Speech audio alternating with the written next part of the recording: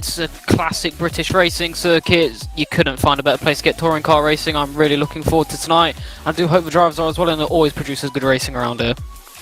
Indeed, we've got several teams who've got semi-racing, virtual reality racing club, positive perception racing, ATE Motorsport, Gridfinder, Java Sim Esports and Odyssey Racing League. Prizes up for grabs tonight. £50 cash prize for the winning driver and a £50 cash prize for the winning team. The car being used tonight is the 2020 Cupra Leon Competition, and also a big thank you to the Virtual Reality Racing Club for the modifications for the car. So what we're going to have a really interesting dynamic. It's none of these 3 races with a reverse top 10 with the ball being pulled out of a hat. No. We're going to have a 20-minute qualifying session. We're then going to have a 60-minute race. But also one of the best things about this is that the drivers will be able to choose between 3 different sets of tyres: soft, medium and hard compound. Also, having everyone in the same cars is going to be interesting, as qualifying is underway, and at the moment it's Dave Marshall from the Virtual Reality Racing Club that is leading the way on a 1 minute 8.427. One of the good things about this, Dylan, is that everyone in the equal machinery is really going to test the skills of the drivers, as Randy Wijaja locks up going into the old hairpin big time, as Marshall again goes quickest, 1 minute 8.179, and he's actually being followed by Positive Perception Motorsports' Miles Dixon, who's less than, well, he's just over 0.3 of a second adrift. This is going to really test the drivers in terms of the same car, the same aspect. It's all about the driver skill, isn't it? Yeah, there's no handicaps of who's got the quicker car today. It is all about driver skill. There's no outside help with the machinery being a little bit quicker than the others around certain tracks. No, this is all down to which driver is the quickest, and it's really going to test which league, which drivers has the best competition, and really it's as fair as you can get when it comes to racing.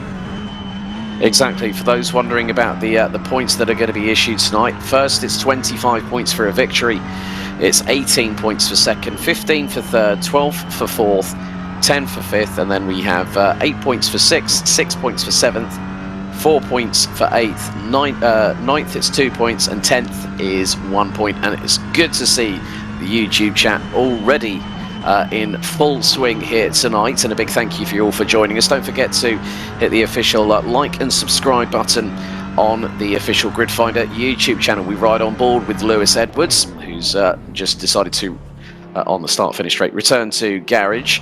Mark Raddenbury, I remember that name for a long time ago. I've commentated on him quite a few times. He's currently P9 at the moment, just over 2.1 seconds off of the lightning fast pace set by Dave Marshall. One of the other things that we need to tell you is that the hybrid system has been initiated on these cars, so that's another added dimension, isn't it, Dylan? Because you're going to have that push to pass opportunity for tonight. It adds a bit more strategy to the race as well. Which parts do you want to try and attack, and also adds defending. You have that little bit extra as well, so a bit more mind games going to be played as well with the push to pass hybrid system. Always makes racing a little bit more exciting, having that sort of on-track strategy. It's not just in the pit lane, but the drivers themselves have to think a bit. You don't want to use it too much here, or can you maybe use it out of this corner and get a little bit closer in towards, say, the final chicane and have a niggle at the driver in front, and it all adds into maybe giving the drivers a little bit of an advantage, or if you use it wrong, a bit of a disadvantage. But again, it all comes down to the drivers themselves, and you really need to be on top of your game in every aspect tonight to win today. Indeed, top 5 rounded out by Carl Felvis, who actually is running with VRRC, currently rounds out the top 5. And it's not much between them, to be completely honest with you. I think just over half, just 4.1 tenths of a second. And there is Dave Marshall currently leading the way in time qualifying.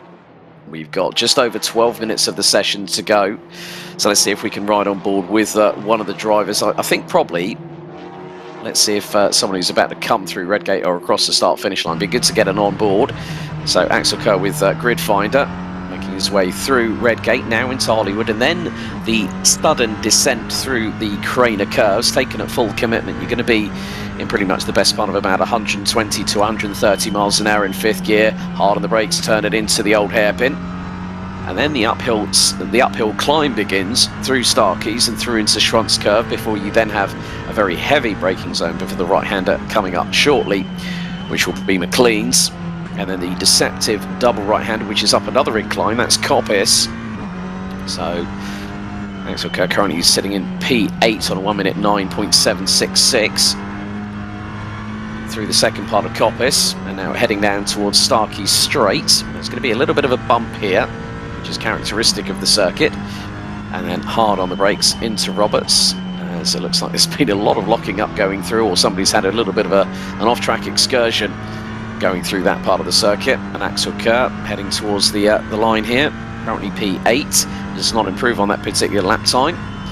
1 minute 10.01 on that last lap. Nick Sutton currently sitting in 6th place on a 1 minute 9.599. Now making his way into the right-hander at the old hairpin. Also track limits, very much a contention within touring cars in normal circles here, Dylan.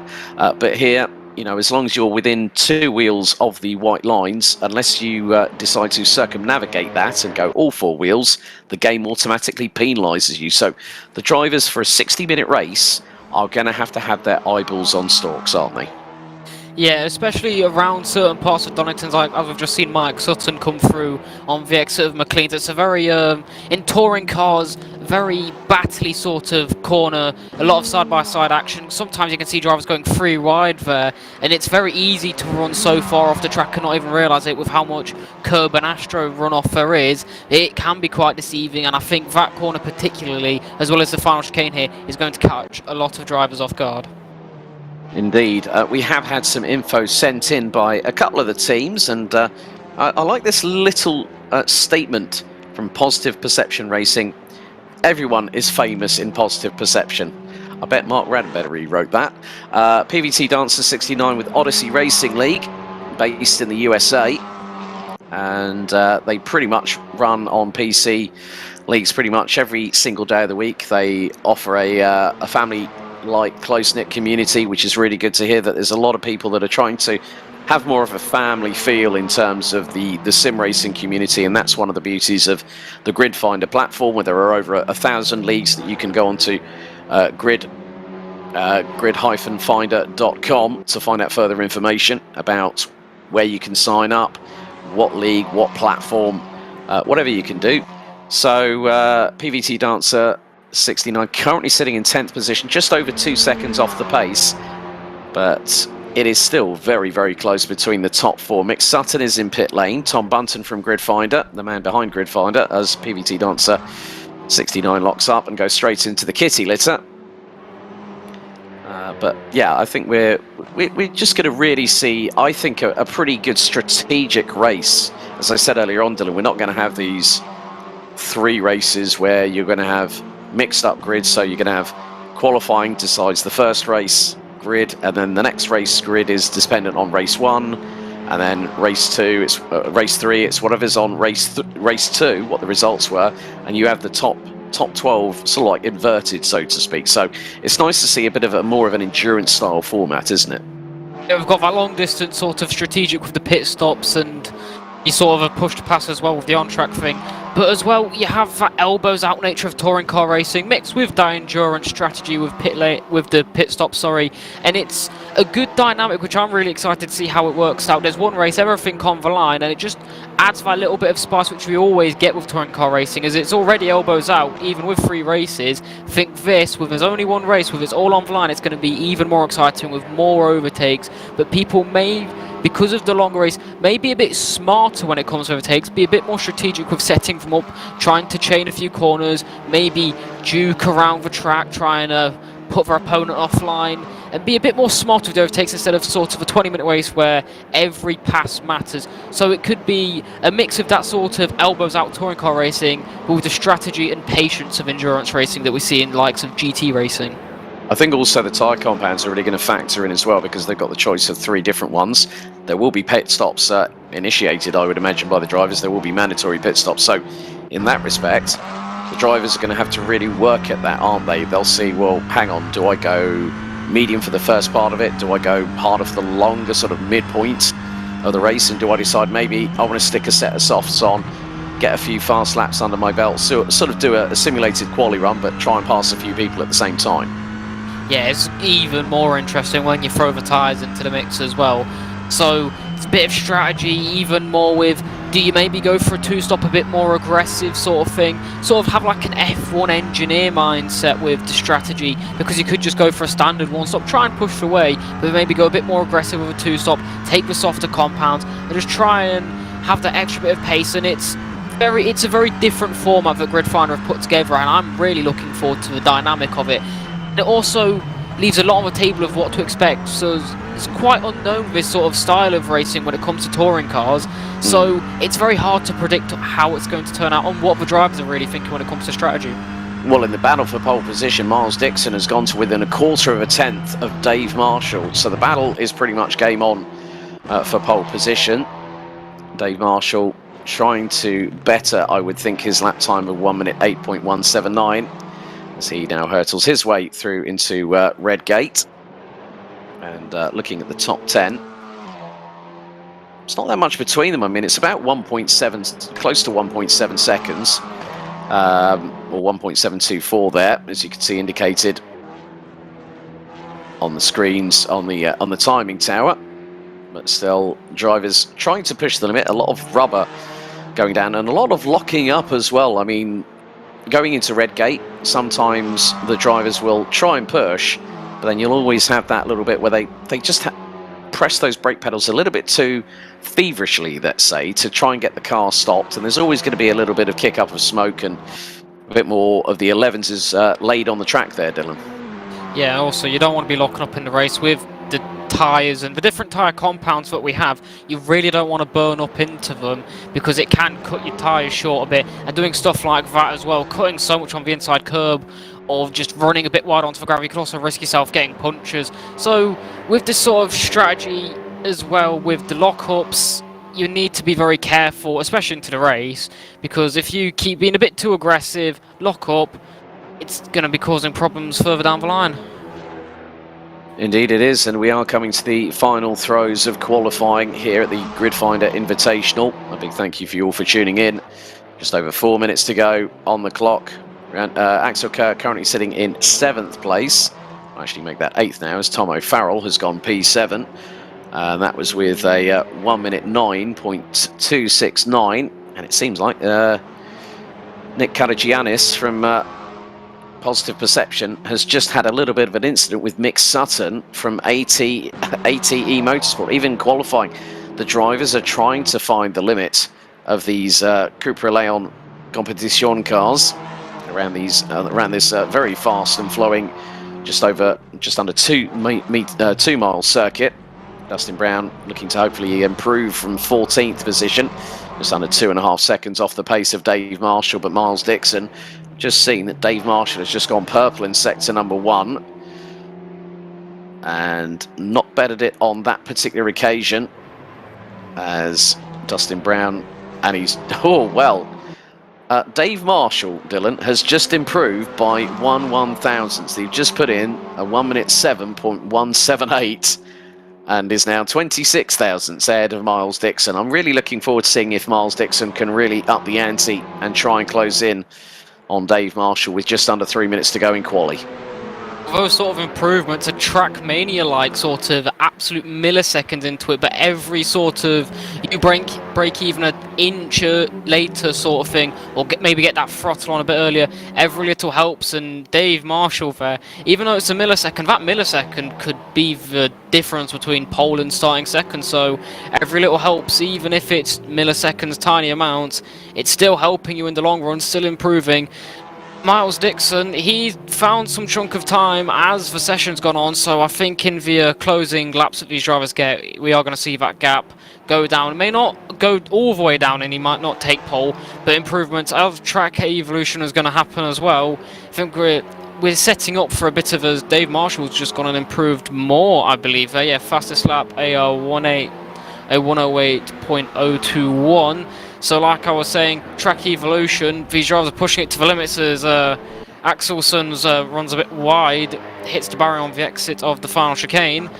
So these drivers are going to be on the limits. Track evolution, these final few laps are going to be crucial, and I think the order is going to be changing massively. We should see most of the cars coming out onto track now as well, as you can see a lot of drivers in the pit lane. I think we're going to see everyone coming out now for their final laps, just giving it one last go to see how far they can get up the order. Yep, Mick Sutton about to cross the line, currently P9, and on that particular occasion it was a 1 minute 10.703. So the 9th place car of Mick Sutton from ATE Motorsport unable to improve on that particular occasion, but with just over 1 minute and 20 left on the timer.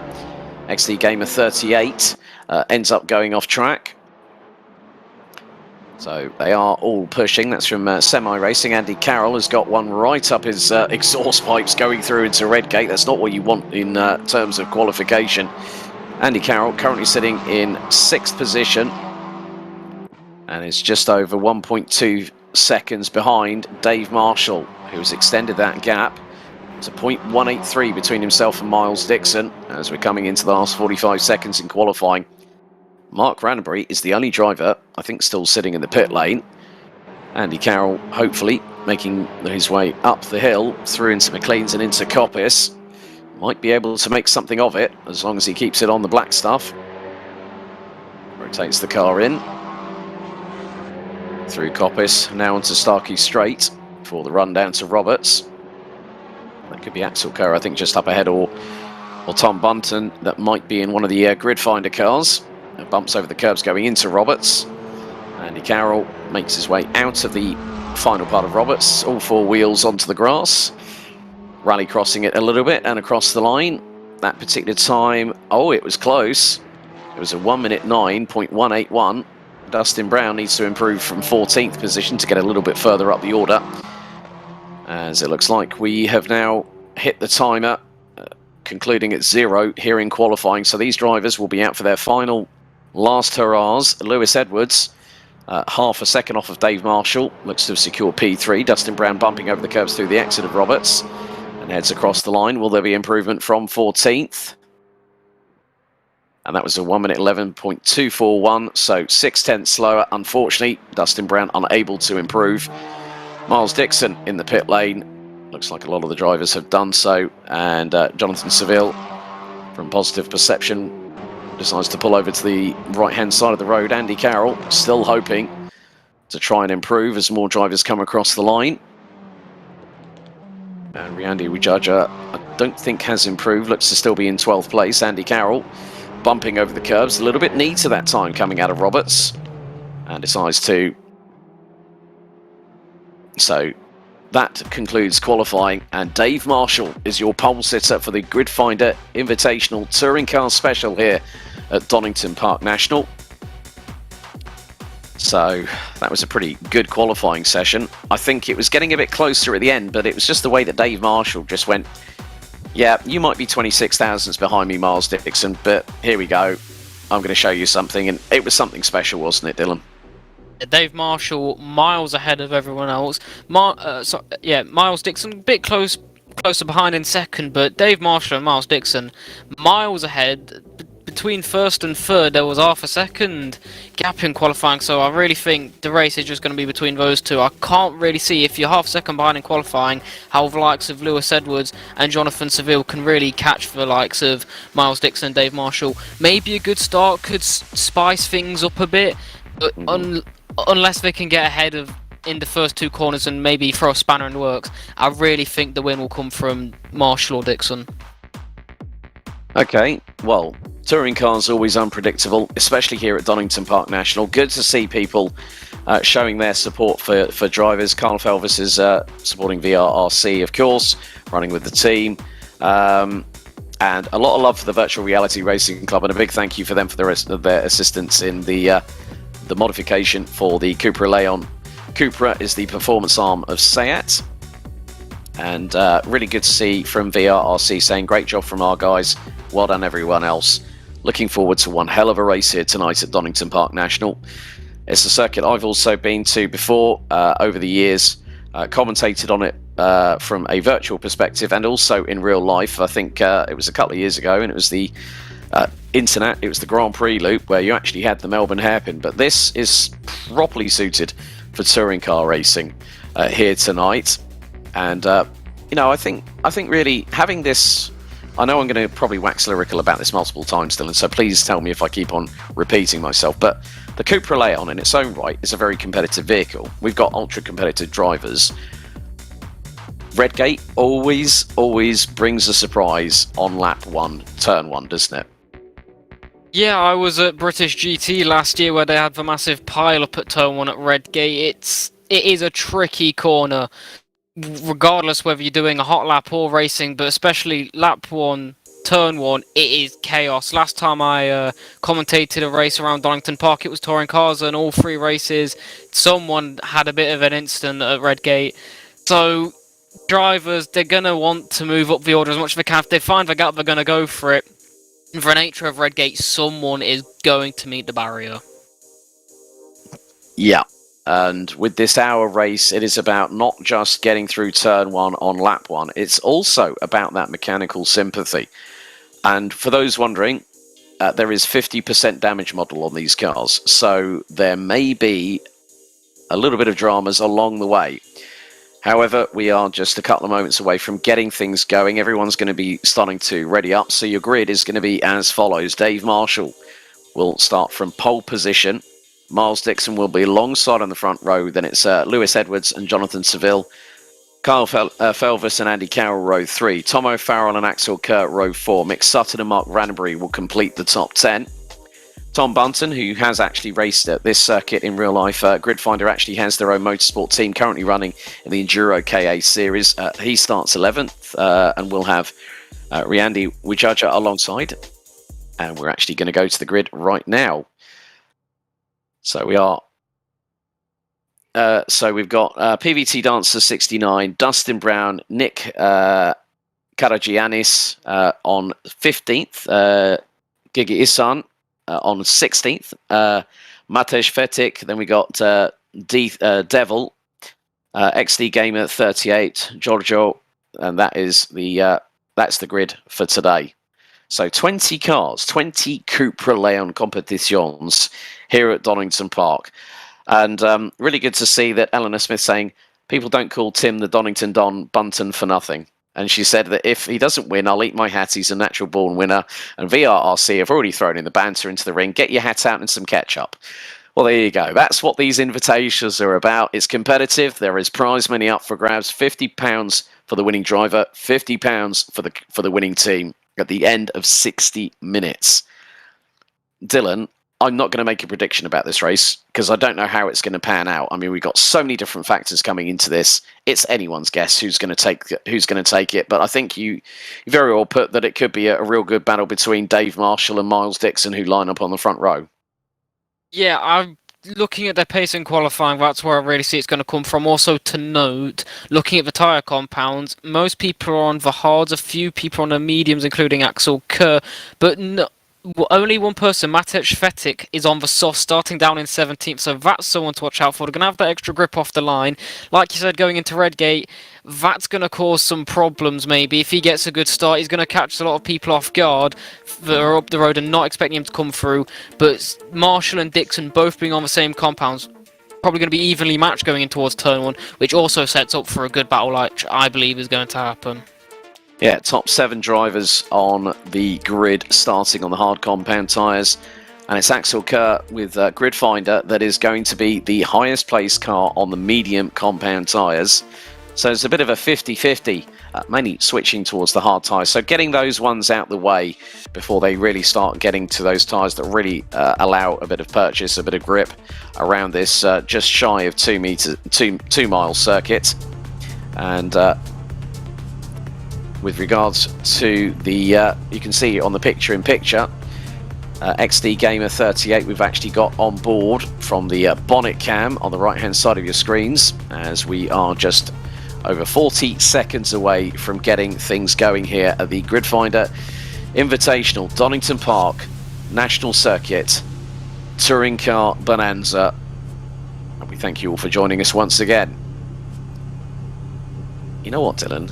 I've got goosebumps on my forearms. The hairs are standing on the back of my neck. I can't wait. Too warm for me to be getting goosebumps here, but yeah, I am. Doesn't stop me from being excited. I am really looking forward to this. I love Donington. I love touring car racing. We are in for an absolute brilliant race. It's so good I can't actually get my words out properly. Right, red lights on the starting gantry. Ladies and gentlemen, it's time to get things underway, and the Gridfinder Invitational Touring Car Special is go. The rundown to Redgate, turn 1 here at Donington Park National. It's a bit of switching to and from. Drivers trying to look towards the outside, going through into the opening corner. Miles Dixon currently sitting in second position, but gets a little bit of a tap from behind, as Dave Marshall has already bolted as they go down the Craners for the very first time, nearly 3 abreast at one point. And look at the gaggle from 5th backwards. They're all going to start braking hard into the old hairpin, lock up of brakes, smoking of tyres, and Mick Sutton already off the road. Off the road, and there has been a massive incident right at the back of the old hairpin. And I counted at least 4 to 5 cars involved in that particular incident. Mark Raddenbury finds himself at the tail end of the field after just the opening few corners of this race. Well, we suspected it would happen at Redgate, not quite down at the old hairpin, but the nature of Donington is going to happen. So when it's touring car racing, it's the brutal nature of motorsport in general, these sort of crashes, but that's not quite what I had in mind when we thought there'd be a little incident. I think there was a bit more than 5 cars that I saw kicking off smoke or being sideways. I think Tom Bunton was involved in that. Mark Raddenbury, XD Gamer 38, to be involved some way up. Dave Marshall already seems to have pulled a fair gap up in front. But what we said, Matic Fetic on the soft compound hasn't really made any inroads in climbing any position, so maybe the soft tyres not made as good of a start as he would have been, as there's a little tap Andy Carroll, who's giving Axel Kerr a little love tap on the exit of old hairpin. We don't want 2 instances in 2 laps around there. Around the outside, Andy Carroll tries to find his way. Door is slammed shut at the top of McLean's. Yeah, that was Tom O'Farrell literally making it 3 abreast and threading the eye of the needle through McLean. So Andy Carroll down into 8th position as they exit their way through Coppice. Dave Marshall already has that gap is nearly 4 seconds. And we're nearly at the end of the second lap of racing as Andy Carroll hard on the brakes. Tom O'Farrell locks up big time in front, going through Roberts, and O'Farrell goes rally crossing. I think that's something Matthias Ekstrom would have been proud of. However, that's not going to help Tom O'Farrell as Andy Carroll gets back into 7th position. As Rajaja has a massive moment going through Roberts. The car was completely sideways. It's got the likes of Dustin Brown, Devil, Matish Fetic, Mark Raddenbury, XD Gamer, and Giorgio rounding out the 20-strong grid. And more locking up there from Dustin Brown. Rajaja sends it around the outside, going through into Redgate, goes all 4 wheels off the circuit. Manages to rejoin as they head their way down through Hollywood and into the Craner curves.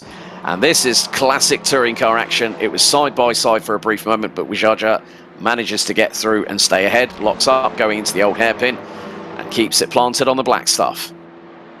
Ooh, someone's going off in the background there at old hairpin as well. We saw someone going off at Redgate Hollywood. Everyone is taking trips to the grass and the gravel.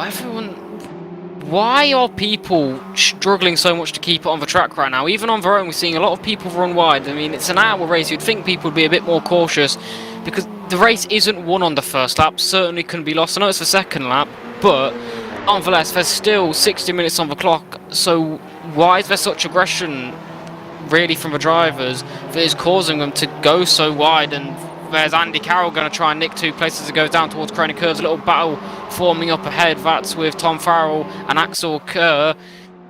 Ooh, it's a bit scrappy everywhere, it seems to be. Can they keep it? Can't find any sort of movement in towards old hairpin. He goes a bit wide, and that's going to open up the door for Tom O'Farrell, I believe, as it goes up through Starkeys and Schwartz, up towards McLean's, round the outside. Andy Carroll has been a bit mugged off there by Tom O'Farrell. Brilliant move by Tom.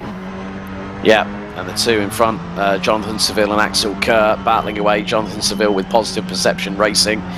They're battling over P5 at the moment. Just over half a second separates them at that particular moment in time when Tom O'Farrell did that fantastic outside overtake on Andy Carroll, who's running the slipstream and is looking for the inside line going into the chicane at Roberts. And actually manages to get through. O'Farrell locks up. Carroll bumps over the curbs into and out of Roberts and retakes 7th position. Nice work there by Andy Carroll. So Dave Marshall leading the way by just under 3.5 seconds. Just keeping an eye on the lap times. Dave Marshall just went purple in the first sector. Miles Dixon set a personal best in sector 1. They've both had a slightly slower second and third respective sectors. as now the lead expands further still. Dave Marshall in these early doors with us coming up to close to nearly, well, over 5 minutes of this 60-minute race here at Donington Park National. Everything's in full swing at the moment, but coming back to what you were saying earlier, Dylan, you said about the drivers, you know, taking a lot of risks. Well, that's touring cars, isn't it? Yes and no. I mean, you see the touring cars sort of racing, but I mean more individually when they're just on their own. They're really pushing it already. It's almost like every lap's a qualifying lap for them. And maybe the drivers haven't got used to the car. Maybe it's something they're not practiced with. Who knows? But seeing a lot of drivers running wide, I mean, they are all on the limits. As we see Andy Carroll kind of showing what I mean. Everyone running a bit wide, even on corners where you don't think so. Maybe they're just out-braking themselves, but maybe they're not quite used to the Cupra. Maybe certain drivers, some people are maybe just there for a bit of fun and haven't had the most practice in. But it's very interesting to see a lot of drivers so early on making these very innocent mistakes which normally wouldn't happen, which has left me with quite a few questions to maybe why. Because normally with touring car, it's very side-by-side instances, like we saw at lap 1 down at the old hairpin. Those are the sort of instances I'm thinking of, not just sort of, not even lockups, just completely out-braking yourself and running off. It's something that I'm very surprised at seeing. I think one of the interesting things, we talked about the tyre compounds. The top 5 at the moment, it looks like there's been an incident between Miles Dixon and Lewis Edwards, and that's for second on the road. So that means that Dixon has lost a heck of a lot of ground to Dave Marshall in the process. Andy Carroll, side by side with Axel Kerr, manages to get through for 6th position. Kerr gives him an assist from beside, and Carroll's turned around, and it's pinball wizardry through Roberts as Tom O'Farrell gives the back end of Axel Kerr a bit of a tap, and that has given the opportunity for Mick Sutton to get through into 7th position. Andy Carroll now finds himself at the bottom of the top, at the bottom of the top 10. He could be 11th in a minute as we ride on board with Lewis Edwards. This is down into the Craner curves and into Old Hairpin. He's trying to squeeze up the inside of Miles Dixon, but Dixon stays resolute and keeps Edwards behind. What really happened there at the final chicane as Lewis Edwards trying to go round without have they already caught up to traffic as well, actually? We're what, only about 5 minutes in? Has there already lapped cars out on track? I think Isan in 20th position. I mean, Axel Kerr at the moment is actually the highest place of the medium compound tyre shod Cupras, at the moment in 6th place. So it's not been a bad run for Axel Kerr so far, as Isan is... Oh, that's been parked. So that's one of the cars, unfortunately, out by the wayside. Someone's just coming out of pit lane, possibly to have served a penalty. That's Fetic, who's just switched from softs to medium compound tyres and now sits in 19th position. Lewis Edwards now finds himself behind Carl Felvers. So there has been a change for 3rd place in the meantime, when Edwards was battling away with Dixon for that 2nd position, but Felvers trying to force the issue going up into Schwantz curve. Now the move up into McLean's. Felvers looking to the outside. Dixon parks it on the racing line, and Edwards. And there is Jonathan Seville. So it's 4 Cupra Leon competitions all in a row going into Coppice. Smoke pouring from the car at the front, which is Dixon. Felvers right up the back bumper. PVD Dancer 69 trying to go up the inside of Andy Carroll, who manages to bring it on the black stuff and nearly has a little bit of door rubbing with the 10th placed Cupra. But 4 cars all in a row. Lewis Edwards exercising good suspension travel there through Roberts, I must say. So seems like the ride on these cars are very compliant, but at the moment it's now Kyle Felvers who's actually ahead of Miles Dixon in the battle for 2nd position. Yeah, Lewis Edwards trying to find his way through as well. We've seen on the past couple laps we've been with this little battle, he's not really been able to find a gap where he can make the move. We saw him look at a bit of a niggle up towards McLean's, nothing budging there, so maybe it's time he just sits and waits. He knows he's got the time, maybe try and see if Felvis and Dixon can maybe have a bit of a coming together, or see where they can do. So if they start scrapping, then Edwards can maybe find the gap and just try and get 2 in 1. Coppice is a brilliant turn for that if they go side by side. To maybe push each other a little wide. I think we saw that in British touring cars this year, where that happened quite a few times, where drivers would have a bit of a scrap up towards here, the gap would open up, and then the driver 2 cars behind would then just slide through and get both of them. So maybe Edwards, though, he's tucked into the back of Dixon here. Can he get it running towards Robert Chicane? He peers to the right-hand side, not quite close enough, as Dixon just sort of slams the door shut a bit there. Now, if these two start going off as Edwards runs a bit wide there, maybe Felvis can start running off into the distance and trying to secure that second place, because right now Dave Marshall is flying. He's miles gone. He is absolutely always. As I just seen Felvis go off then? No. Someone just went off at turn 1, I'm sure. This puff of smoke is a lot of lockups causing a lot of problems. Edwards, though, tucked into the back of Dixon. Is he going to be able to maybe send one up the inside of Old Hairpin? No, he can't. Nothing budging there. Oh, very close. Oh, tries to find the gap. It's not there. Edwards, very lucky not to have spanned Dixon out there. Yeah, oh, there's another touch between the pair as well as they go through McLean's a little bit further back. I think it was Mick Sutton that went all 4 wheels off the circuit through Redgate. And this is going to probably allow the likes, well, Axel Kerr is now ahead of Mick Sutton. So Axel Kerr in 6th place. Tom O'Farrell, PVT Dancer 69 and Andy Carroll round out the top 10. Tom Bunton did have a little bit of a coming together a bit earlier on, maybe a lap ago. And there is Tom Bunton, currently sitting in 13th position. Right over the back bumper of Wijaja going through into McLean's, and he's got the inside run for Coppis. Can he make it stick? No, he can't through the first part, but now he's hopefully going to get that slipstream. Now, one of the other things that we haven't really talked about in this first 12 minutes of this 60-minute race, I can't believe how fast time has flown by. We saw in real-life British touring cars that they were using the hybrid push-to-pass or assist going through Schwanz Curve and into Starkey's.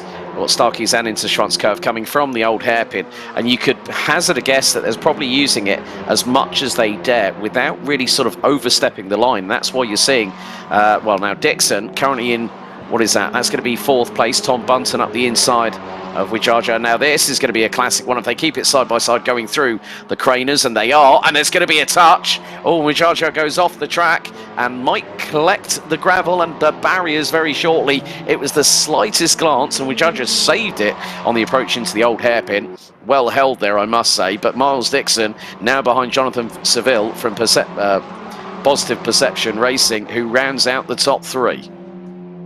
This battle for 3rd is really starting to heat up. There we've got Seville, Dixon and Edwards as they run in towards Redgate. Edwards has now fallen to the back of this pack, and they're sort of yo-yoing between each other here, where every time we pan out it's a different colour car. All brilliant liveries on these cars, I must say, so every time we pan to them there's a different, they're all in a different order, as right now Seville leads them down towards the Old Hairpin with that is Dixon trying to peer a move in. Not quite close enough, running very wide. Now that might open the door to Edwards. Like I said, the push-to-pass system up towards McLean's, trying to gain that gap down. Bit of a mistake as we saw from Dixon. He allows Edwards to close up there. You can see right on, gaining a lot closer up towards Coppis now we go. And this is just allowing Seville to pull ahead a bit as everyone just locking up constantly, kicking up smoke all the way through here. And I think Edwards might fancy himself a move up towards Roberts. Isan has disconnected from the server. He's actually had a problem with it. It's the 5th time the game has actually crashed for the driver, so Isan out.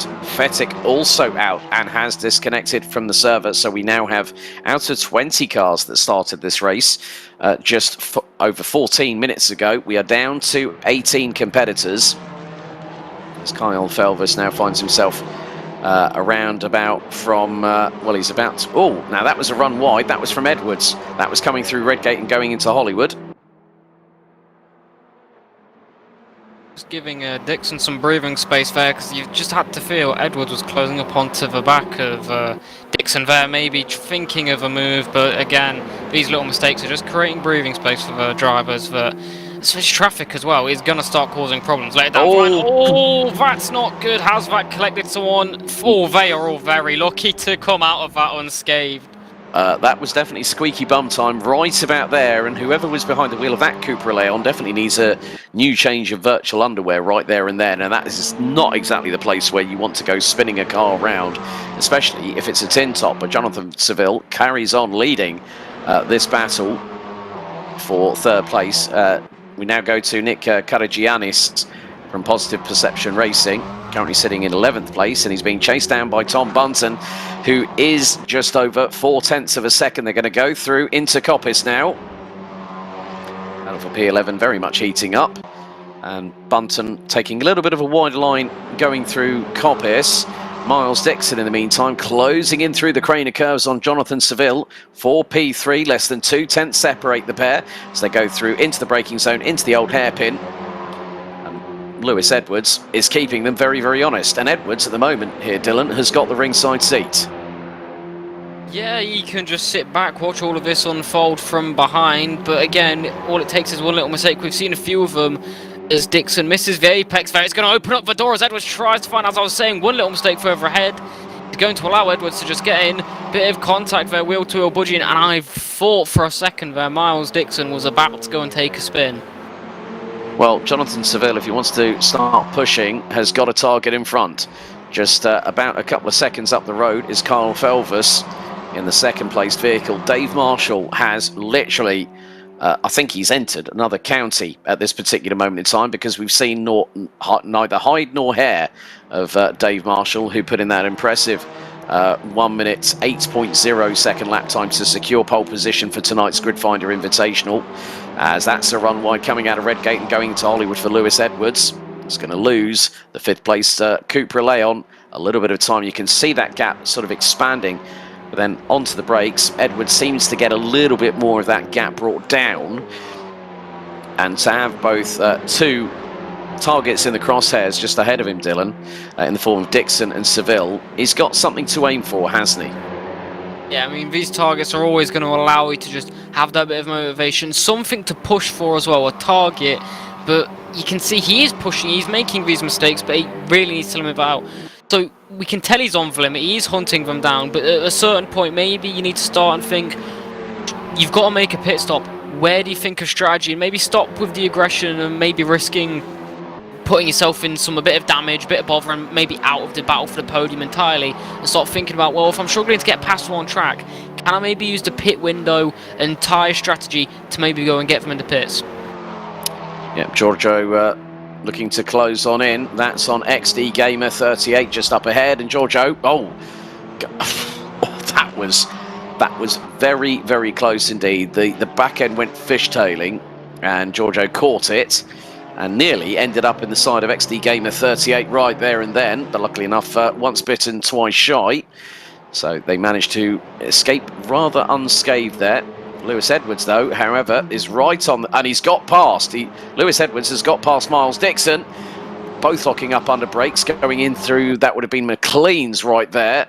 So Lewis Edwards now up into 4th place and can start hunting down Jonathan Seville. So having that little bit of motivation does really help a driver to just get on with business. And there, just up ahead, is Carl Felvis in 2nd position, a country mile away from our runaway leader at the moment, with coming up to the first third of the race completed, just over 41 minutes and 25 seconds on the timer remaining. Dave Marshall well ahead by about the best part of nearly 12 seconds. Make that 12.7 as Edwards. Oh, Seville went on the defensive and they clatter into each other. And that allows Dixon to sort of door rub his way up the inside of Edwards, and then also going through Hollywood, he manages to get back up into P3, and there's a little bit of a touch between Edwards and Seville. Seville's off the track, manages to hold it all together and keep it pinned for the braking zone for the old hairpin. Well held. There's a lot of heart and mouth moments that we're seeing here as Edwards now tries to get himself back past Miles Dixon as they go up towards McLean's. Very wide for Dixon, and Edwards is going to say thank you very much and retake that. Dixon was still looking hungry, still trying to find a way through. He's not quite close enough in towards Coppice. A lock-up running wide there for Edwards. Can Dixon try and find his way up the inside? No, he's not close enough. And also, this is all going on. They're still pulling a bit of a gap to Seville as well. So maybe Seville needs to hope these two start going a bit side by side, and then maybe he can do what Miles Dixon did last time. And when these two come together, then Jonathan Seville can maybe take his sort of present that's opened up as the door opens up, and he can maybe get two of them in one. As real touring car racing we're getting here, a lot of side-by-side action as a couple cars come together, the third car in the train just takes his picking, says thank you very much, and moves ahead, and then it sort of repeats itself. Because we've had that a few times with this little scrap so far, and it doesn't seem like it's going to stop. Pozetsky, gamer. Oh. That was definitely a little bit more than an assist, and I think the stewards are very, very busy tonight as we're past the first third of this 60-minute race here, the Gridfinder Invitational. So post-race, every incident will be looked at. So from our perspective, the results that myself and Dylan will be calling today, they will be provisional. Oh. What? And I think we might have just had a little bit of server drama just there, as we were, I think we were close. We were just over, I think, probably the best part of over 20 minutes into the race. So apologies for that, ladies and gentlemen. Some great racing up until that point, with Dave Marshall having a considerable country mile of an advantage to the tune of well over 12.5 seconds. Oh, plane spotting. well, the airport is next door, so I mean, Exactly. They fly over you pretty low. It is impressive when you actually sit on the exit of turn 1 and 2 and a plane takes off. You don't realise how low they are, but the cars are so loud you don't actually notice the planes. It's remarkable. What was it? There's a lovely little venue actually, literally just around the corner from Donington Park, and I remember one particular weekend, two of my good friends, who unfortunately are now divorced. Long story short, they both got married. We were right by Donington Park, and what's decided to thunder into life? It was the race start for British GT. You couldn't have picked a more motorsport moment like that at a wedding with people that are all motorsport mad gathering in one particular place, and then yeah, we see all these people gathered together, and then we just hear the rumble of GT3s and GT4s going into battle for probably the best part of a 2-hour exchange around this circuit. But yeah, apologies for that, ladies and gentlemen. These things do happen in the world of sim racing, and we were enjoying that significantly. So hopefully we might be able to get things back on track very, very shortly. And the oh dearie me, Ethan Craig's just gone, someone needs to put 50p in the meter. An appropriate comment round about now. It's my brother. Oh well, I'll go give him a slap afterwards if need be. I think you need to give him more than that. He might be the one. Give him the 50p. Yeah, give him the 50p and say, "Oh, find the meter. Come on, you said the comment, you do the deed." Going to the race, is it safe to say Dave Marshall is running away with this one? By a country mile, an absolute country mile. He was leading it by the best part of nearly 13 seconds. So said he was in another county. Now, isn't part of Donington actually separated into two counties? Because I'm sure through Starks and McLean's that's in Derbyshire and the rest is in Leicestershire. Exactly. So you wasn't really wrong when you said that he's in another county. No, not at all. Not at all. Technically he was. Yeah, well, I mean, the thing is that if you scarper away quick enough, yeah, you can find yourself in Derbyshire, and everyone else will think, "Where's he gone?" Yeah, this is the postcode, boys. Punch that into your ways on your smartphones. You know? But the way some of these people have been crashing, if someone goes up into Coppet, they can find themselves in Nottinghamshire pretty surely as well. That depends if they've got the wind beneath their wings, you know. Yeah, they may as well get some motivation from it. True. This is what people turn up for. They don't care about racing, they just care about us. Well, there we go. We're the sort of... well, your brother's responded. Your brother's responded, Dylan. He's put the laugh out loud emojis in the chat. we shut him up very quickly there, didn't we? Oh no, you did. Alright. Well. Whoa. Oi. That grandstand though on the left there, that's not there in real life anymore, is it? No. Oh, we've got this break. I wanted to point it out. When I've been to Donington, that's never been there. No, it's just been...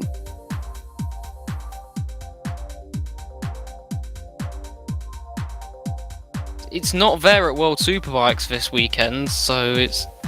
Oh no, yeah, oh yeah, World Superbikes was there this week. Yeah, this weekend. Crikey. I was gutted not to be there. I would have loved it.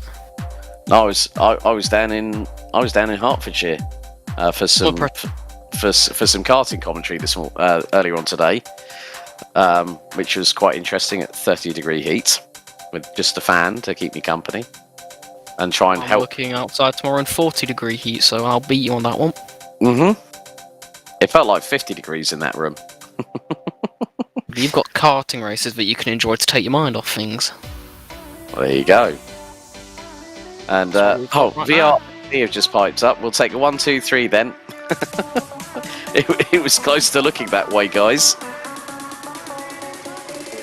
Definitely running ahead there. That battle for third, though, was getting exciting. Now, that was like a casserole of touring car action. You know, door rubbing, paint swapping, people, giving little bit of assists and all that kind of stuff. I mean, that's what touring car racing is all about. And you know what? For this particular invitational, and yeah, again, we can only apologise about the delay. Up until that point, that was definitely for the first nearly half an hour of the 60-minute race, absolutely action-packed. And you were sort of like saying, yeah, I do like it, but I don't.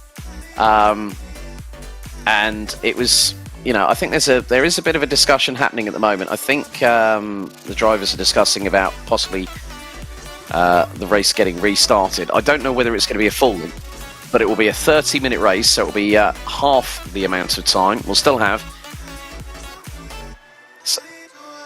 So we're probably going to have another qualifying session, which is the way things look. So please bear with us. We are underway with just trying to getting that all sorted for you people. But thank you very much already for tuning in here on Grid Finder for the Invitational tonight. Good to have good old touring cars in the mix, apart from single seaters, where myself and Dylan, I think, what was it, 3 weeks ago, I was in there. Less than that.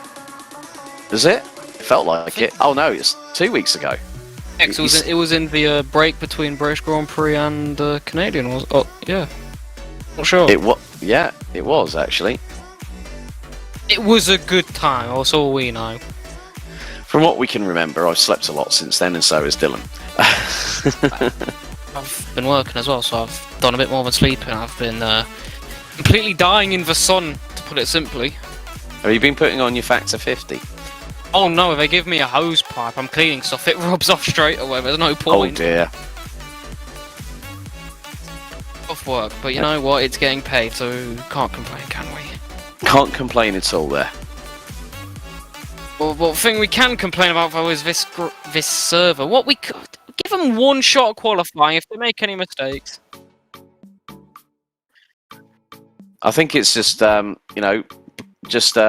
mean, the thing is, Adrian, the reason why is that we can't actually reset the grid from the first race. So we're going to have to go through another qualifying stage in order to get the half-hour race underway.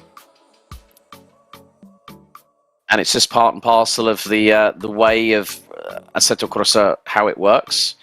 I think there's a few drivers that have dipped out of the chat. So, right, okay. So, looks like we're going to have a 10-minute qualifying session ahead of a 30-minute race, and qualifying will begin in just a couple of minutes' time here on the Grid Finder Invitational. So, we're going to go to a brief commercial break. We'll be right back after these messages.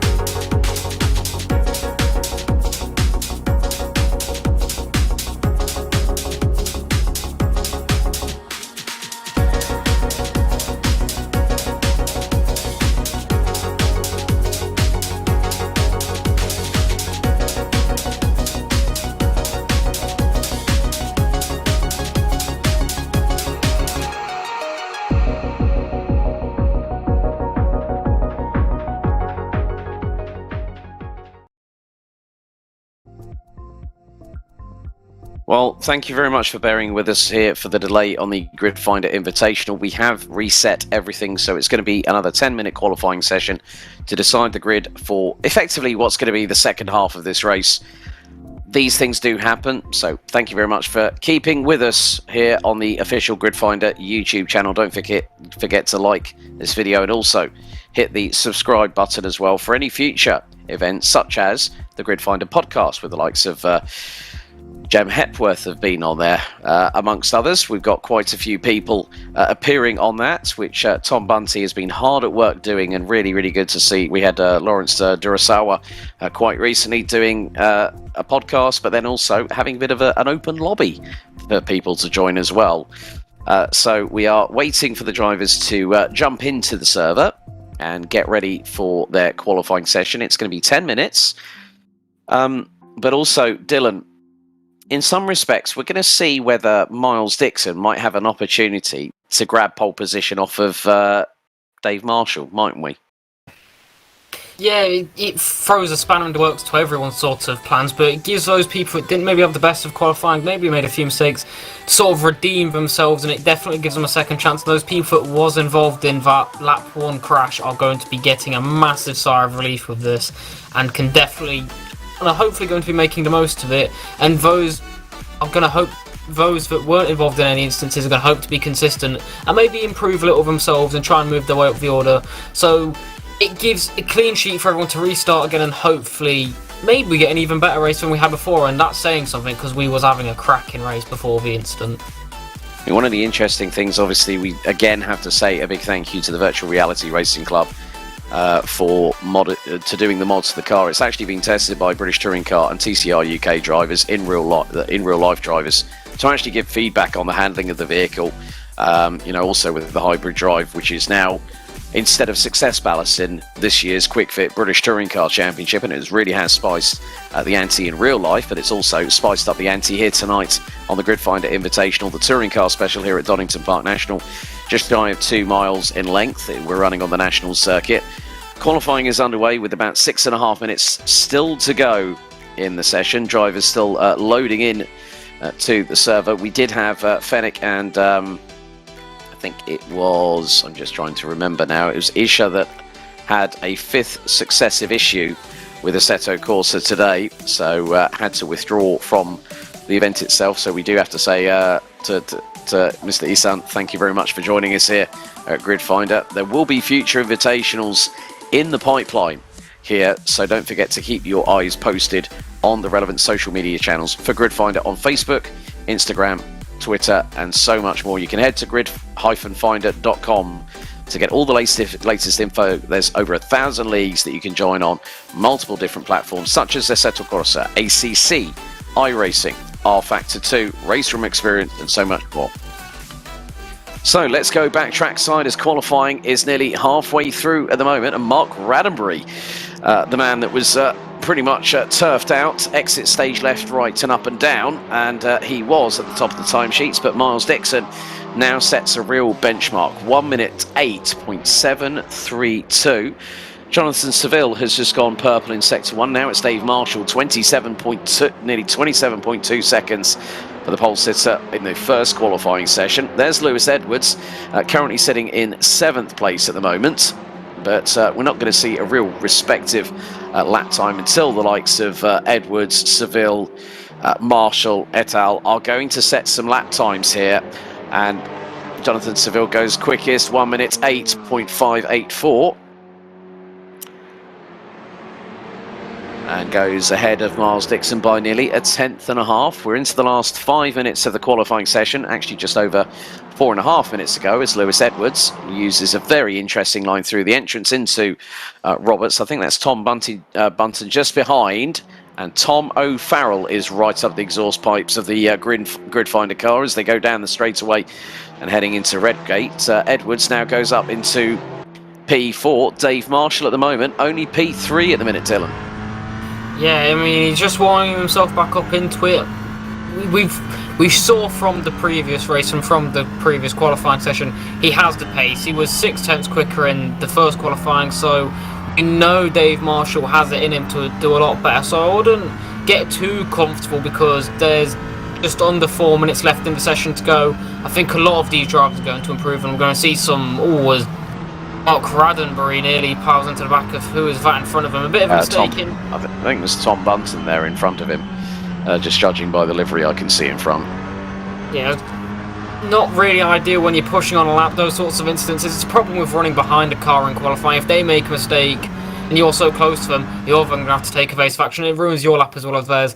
And maybe you have to sort of think about maybe just leaving a little bit of space between the cars as Mark Raddenbury goes back into the pit lane there. So this is Kyle Filver, sorry. He's currently in 5th. He was running in 3rd, wasn't he, last time, or was he 2nd up the road? He was 2nd, about 12.5 seconds behind Dave Marshall, and Dave Marshall has fired the warning shot across the bow with just over 3 minutes to go.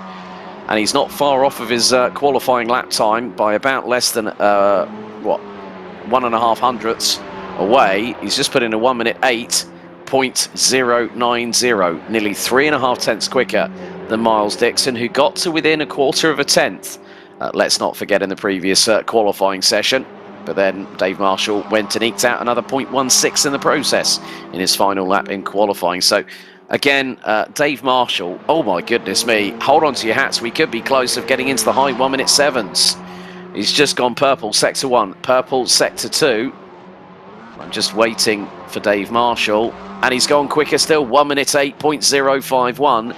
Dave Marshall is proving a point, as if he wasn't leading the race by ending up in Derbyshire rather than Leicestershire. He's gone nearly 0.38 quicker than Miles Dixon. And again, this is the same trend is happening. Carl Felvis returns to garage with just under 2 minutes to go and will have an opportunity to get out of pit lane, make his way around the circuit and go for another flying lap. And Felvis at the moment currently residing in P5 behind Positive Perception Racing's Jonathan Seville, who's back out on the circuit, going through McLean's, up the hill into Coppice, the double right-hander heading onto Starkey Straight. So we'll see if Seville is able to find a bit more time, ends up going rally crossing, going through the second part of Coppice, down Starkey Straight, over the little yomp. Doesn't really cause major differences in terms of the handling, but can at some point unsettle the car going into Roberts, especially when you're trying to nigh on straight line that chicane without having to use too much curbing, I might add. Yeah, we said don't get too comfortable with Dave Marshall running away, but those bumps definitely can cause up some problems. But we didn't really see many of the instances coming down the back straight in towards Roberts, so maybe the drivers are pretty aware of how these bumps are going to make the car handling of them covered pretty well. This is Mick Sutton. He's currently running P7, 1.8 seconds off the lead time of Dave Marshall, which, to be fair, the way Dave Marshall's been today, that is no mean feat being that far behind, because he's been he's in a league of his own today, in all fairness to him. So you're starting to think it is just really going to be a race for second, barring any mistakes. Well, Mark Rannebury's up into P8 ahead of Tom Bunton. PVT Dancer from Odyssey Racing League rounds out the top 10 with a 1 minute 10.348. Jonathan Seville going down Starkey Straight on the approach into the chicane at Roberts. See if he does improve, because Seville is currently P4, 5.3 tenths off of Dave Marshall. On that particular occasion, it was a 1 minute 9.106. As looks like the timer has hit 0 for qualifying, and that could be pretty much it. We have had 14 cars. Mick Sutton locking up under braking, going through into the old hairpin. He's got a car just in front. Dave Marshall has pitted, and thereby will have taken pole position for the second time in a row this evening. As it looks like they're already getting their elbows out. We haven't even gotten the lights going out yet for the half-hour race, and both cars go off the circuit out of McLean's and then heading into Coppice. A little bit of a lock-up. Smoke flailing from the back end of the Cupra Leon Competition. But Mick Sutton now currently in 7th. Dustin Brown has gone up into 11th. That's Odyssey Racing League's Snooze. And Mick Sutton hard on the brakes into Roberts. Will there be an improvement from 8th position? Currently 1.817 seconds behind Dave Marshall. And Sutton pulls it into the pits. I think that has pretty much... Oh, bit of argy-bargy in the entrance to the pit lane. Whoops, and Jonathan Seville goes P3 on his final effort, 1 minute 8.531 seconds. So Dave Marshall takes pole for the now time-adjusted race. So very soon we'll be getting things ready, and we'll wait for the drivers to ready up and start gridding onto the circuit. Once again, it will be a standing start. I mean, the first half of this Grid Finder Invitational had everything, didn't it, Dylan? I'm expecting very much more of the same, but I would say that in this half-hour race, this time-adjusted race thereof, there's going to be a few more risks being taken, aren't there? Yeah, one thing that we didn't quite see though was pit stops from the lead group, which is what I'm really interested to see how the lead group with their strategy and how that will play out, because we only really saw people pitting when they was involved in little instances. So I'm really excited in this race to see how that will pan out and how each drivers will take to the strategy with the tyres and the pit stops. But yeah, the shorter race, I mean, we saw people taking major risks, and I think now we've got 30 minutes less on the clock. There's going to be even more sends and even more risks being taken from drivers, which makes it even more exciting for us, because we saw some brilliant overtakes, especially ones going up through Starkey's, Schwartz, and round the outside through McLean's and such. So I think we're going to see even more, and it kind of, maybe it's a hidden gem this, that we can get this short race where they're going to be taking more risks, and nonetheless it's going to be a brilliant race no matter what happens. And it looks like it's going to be a sprint race, according to the event drivers Discord I've just seen. It looks like it's going to be a 30-minute flat-out sprint. Oh, that's going to be interesting, and especially tyre choice coming into play. I mean, Dave Marshall, no surprise, was on the softs. Miles Dixon in qualifying was on the mediums. Jonathan Seville also on the mediums. Lewis Edwards was the next placed of the soft shod Cupras. Carl Felvis, Tom O'Farrell, both on hard compound tyres, ran out the top 6 ahead of Mark Ranbury, the next of the medium shod competitors, with Mick Sutton hard, Tom Bunton medium, PVT Dancer 69 soft. Had a variety there on the tyre choices for qualifying, wouldn't you say there, Dylan? Yeah, and also going into the race, what tyre choice they're going to have, because we saw all of the top 7 from last qualifying all on hard. So now with the shorter race, how will the drivers behave? Because we're not going to need the hard tyres anymore. We're going to be going on to the soft compound. So how will it behave for them with the leaders, as we see Dave Marshall on softs and Miles Dixon on mediums? We didn't see either of them in the race use those compounds. So this is something we haven't seen yet, and it makes it even more interesting to see how those cars will behave. Kyle Felvis on hards, Tom O'Farrell on hards as well. So they're the only ones really using the hard tyres, so they really think about trying to make it to the end. We saw the softs didn't really work out. It was Fettic, I believe, tried using the softs, didn't gain any places off the start, and then had to pit very early from them. So clearly they're not working out, so maybe they're not the optimal tyre. So maybe the mediums and Miles Dixon right now, this is probably his best chance with Dave Marshall on the softs. If they weren't working out for Fettic, maybe they can work out for Dave, but it just leaves more on the table that we don't know what's going to happen into this race. Right, so the grid is going to be that Dave Marshall and Miles Dixon again will be on the front row. Jonathan Seville and Lewis Edwards, row 2. Carl Felvis and Tom O'Farrell, row 3. Mark Ranbury, Mick Sutton, Tom Bunton, and PVT Dancer 69 round out the top 10. Nick Karagiannis in 11th, head of Dustin Brown. XD Gamer 38, Devil and Giorgio rounding out the grid. We have lost a few drivers in the meantime, so we are going to have 15 competitors ready to rock and roll, and as soon as those red lights start showing up, we'll have 6 of them, and then the lights will go out. They'll then be released, and it will be pedal to the metal, the short blast down to Redgate Corner ahead of a 30-minute sprint race. Ladies and gentlemen, if you've got a soft drink beverage of your choice and your popcorn not ready, you've got possibly a short window in order to get that sorted out before the lights go out here at Donington Park. I think, again, the unpredictability with this 30-minute race, Dylan, is, again, we saw that unpredictability in spades. The amount of risk versus reward situations that drivers were putting themselves in. Of course, there is money up for grabs. £50 cash prize for the winning driver and a £50 cash prize for the winning team. at the end of this Invitational. Of course, there's going to be a lot of action, I think, and there's going to be elbows out very much most of the time.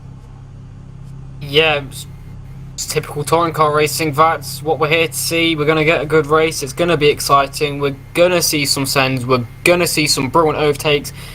And hopefully it can stay clean as well, because that's not something that we struggled with sometimes in the first race. We want to see all the drivers on track. We want to see these massive battles, and I think we're gonna be in for a good race here. Not like we've got some talent on this grid. We've got some quick drivers, but maybe as well, because with the instance we saw earlier, do you think there's going to be any bad blood between certain drivers that are still in here? I don't think Mark Grandenbury will have any gripe to bear with any of the drivers that he was involved with in that earlier incident. That was going through the old hairpin on lap 1, and he managed to make some headway as well, did Mark Grandenbury. Tom Bunton was having a really good battle with Nick Karagiannis, and that was for 11th place before we had the server incident, which meant that we've had to sort of reset the ledger, so to speak. We're just over 60 seconds away from getting this race going. And a very good evening to Mr. David Christie, who's just decided to jump on in. A very good evening, Mr. Roland on the ropes, as is more commonly known on Twitter. But the timer is counting down. Just over 45 seconds remain until we let these Cupra Leon competitions loose for another 30 minutes. And you can see the air temperature 24 degrees, track temperature 42 degrees. And one of the biggest questions I have here, I mean, everyone I've seen has either decided hard or mediums. No soft tyres being chosen for this race. And that says to me, with the track temperature, the softs could quite literally burn up very, very quickly indeed here, Dylan. Yeah, we saw Fetich use them, and they were not very good in the game. Nothing from the start. Had to pit very early, so they do not seem like they're going to be touching them, which is quite weird to say. But normally you'd want that quick tyre, especially in such a short race, but no, drivers don't want it. Right, lights are red and they're out. We're back underway here for the restart for the half-hour second half of this Grid Finder Invitational Touring Car Special here at Donington Park National. As Dixon looking around the outside of Dave Marshall, going into Redgate corner, looks for the over-under, might get the job done on Marshall early, and I think he's sprinted ahead as they head through into Hollywood, down into the Craner curves. It's 2x2, hurrah! Dixon versus Marshall. Dixon's got the run going down into the old hairpin, and he's got the lead through on the very first lap. Brilliant stuff there from Miles Dixon to time it right, but now Marshall going through, and look at that for a curb hop from Dave Marshall to retake it, and that was going through into Starkey's Bridge and into Schwantz Curve, now into McLean's. Carl Felvis right on the back bumper of Miles Dixon as we look on board from the back of the roof of Dave Marshall. Miles Dixon in second, Lewis Edwards in fifth, and has got possibly, that's Tom O'Farrell right up the exhaust pipes. Jonathan Seville is actually to the outside of Lewis Edwards. That's going to be the battle for fourth. Edwards slots in, it's nearly three abreast. There's going to be contact there. Oh my goodness me. And then all of a sudden, that was, I think, that was possibly Jonathan Seville that went straight lining it off of Roberts. And luckily enough, has managed to rejoin the circuit. Wow, who's that? Miles Dixon is involved again. Chaos there. You're never going to end well going three abreast in towards Roberts. I think there was 4 cars involved there I saw going sideways of some sorts, but Dave Marshall under pressure at the start and just runs away with it. I mean, Dixon had the chance to sort of get his way through. He got past, and after a while it sort of ran out and Marshall was running off into his distance. Dixon's now actually down in 6th, so he's fallen a ways down, being involved in something. He's closing his way back up as we go through McLean's and on the run up towards Coppice. I mean, typical Dixon, sort of start. Yeah, Dixon's been battling away with Mark Raddenbury. Raddenbury was briefly ahead for a fraction. They've got PBT Dancer 69 and Nick Karagiannis not too far adrift. They round out the top 8. Tom Farrell is just over 1.2 seconds ahead of Tom Bunton.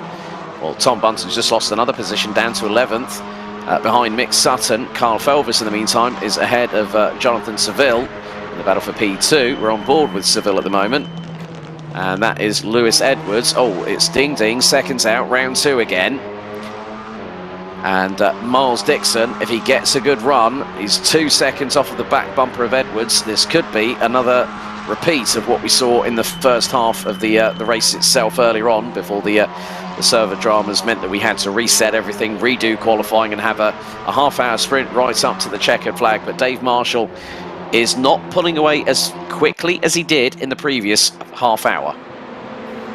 Well, time's changing. Carl Felvis, now maybe he's got some clean air. We saw it took him a while to get clean air. Sutton, oh, well held there. Round of applause to you, my friend. That is brilliant drifting, catching the car there from Mick Sutton. But he's going to get done there by Tom Bunton, and I think Dustin Brown as well is going to find his way through. No, he holds on to it. Tom Bunton, though, making the most of the misfortunes from Mick Sutton. A bit of a tap in towards Robert Chicane. Thankfully, Tom Bunton though stays on the track, and he sort of backed out there just in case there was an incident. So smart driving there from Mick Sutton, just being aware of the cars ahead.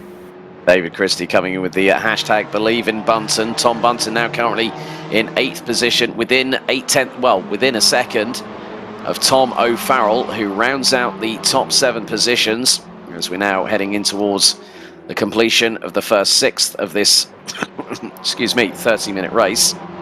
Mick Sutton keeps it very tight on the apex through Old Hairpin, as a little bit further behind.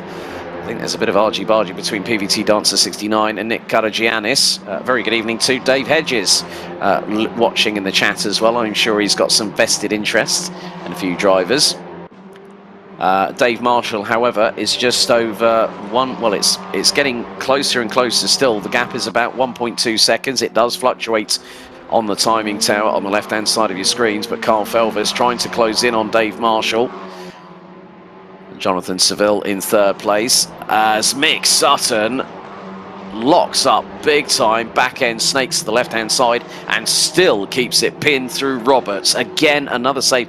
I think Mick Sutton at this moment has more lives than a black cat at the minute.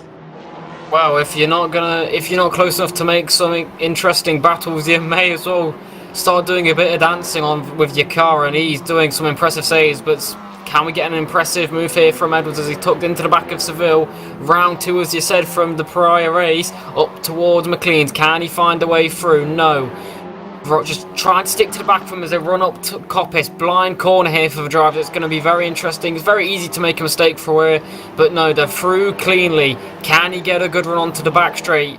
Bit wide, a pair of them tucked into the slipstream row up towards Robert Chicane. Can Edwards find his way through on Seville? We know even if Edwards get past, Seville's always going to fight back. We saw it from the first race. These two will probably go at it for the entirety of the 24 minutes remaining, and they're going to make it a good battle as well. Indeed, 24 minutes to go in this time-adjusted 30-minute race. Lewis Edwards battling away with Jonathan Seville for 3rd position on the road. And not too far behind is the fast-recovering Miles Dixon. So that's going to be for 3rd, 4th and 5th. Edwards really trying to close on in through Hollywood and into the Craner curves. Tom Bunton runs a little bit wide through Redgate, hits the kitty litter. And who's that's possibly got past? That might have been Mick Sutton. And then just behind will be Dustin Brown in, that will be Snooze from Odyssey Racing League, rounding out the top 10 positions. But Edwards very much putting the pressure clearly on Jonathan Seville. And Dave Marshall is only 1.3 seconds up the road. Miles Dixon runs a little bit wide coming out of McLean's. But Edwards very much trying to put Jonathan Seville into that pressure cooker type situation. Yeah, trying to just build up and try and sort of work your way into a move here, a bit like we said in the 60-minute race. What would happen to try and be a bit smarter, sort of force your opponent into a bit of a mistake. So far, Seville is not budging. We saw it from a lot in the first race as well. Seville was just happy to let Dixon and Edwards fight out a bit and let them get on with it. So it seems to be a tough nut to crack, Jonathan Seville, and Lewis Edwards is going to have to throw the kitchen sink at him, really, to try and get past him. And even that's going to invite Miles Dixon, and we're just going to have an absolute repeat. And I'm not really going to complain from that, because these guys are producing brilliant racing so far from the first race, and they're back at it again for the second, after the server issue, second race, they're going to go at it again with 22 and a bit minutes to go.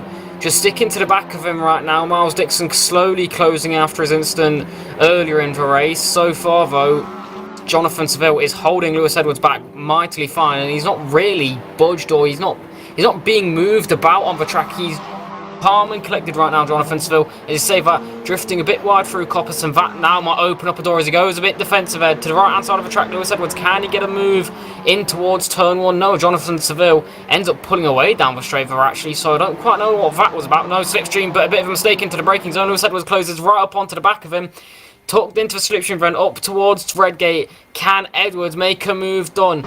Jonathan Seville, though, again down the straight, pulling ahead. Almost like he's got a bit more straight line speed there, even though they're in the same car. So maybe in the braking zone, Edwards closing up, but on the exit, Seville just gets that power on a little bit earlier.